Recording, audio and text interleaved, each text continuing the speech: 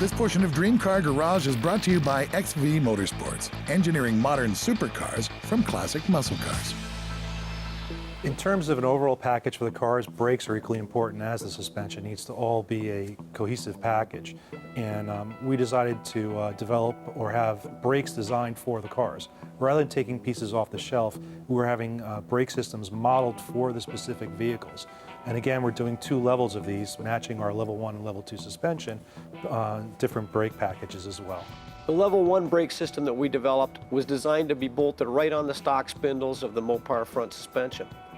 Because we had elected to use an aftermarket Hydro Boost unit, we had to speak first with Steve Ruiz from StopTech to get the calipers designed to give the correct force pressure output. Where we had to start on this project was with the fact that they wanted to use a Hydro Boost system.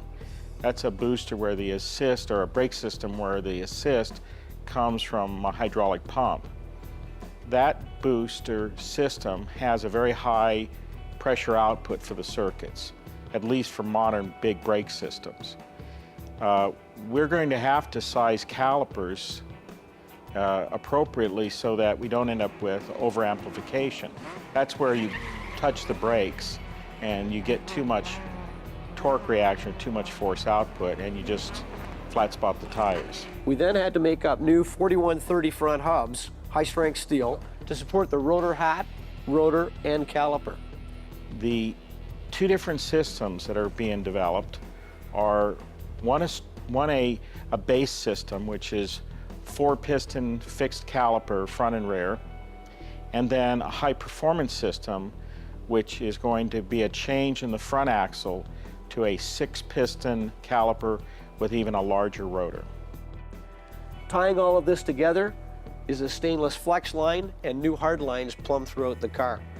Finally, we had to design a wheel which not only would hold the rubber that we wanted, but would also clear the larger caliper design. On the rear, we developed a 2-piston caliper to work on the stock rear axle setup. The challenging part on the rear was to design and then CNC a bracket to mount the parking brake, which runs on the inside of the rotor hat. And that took a little bit of development and thought. But once we got it all done, it ended up with a really nicely integrated package. The wheel and tire package is critical to the overall performance of the suspension on these cars.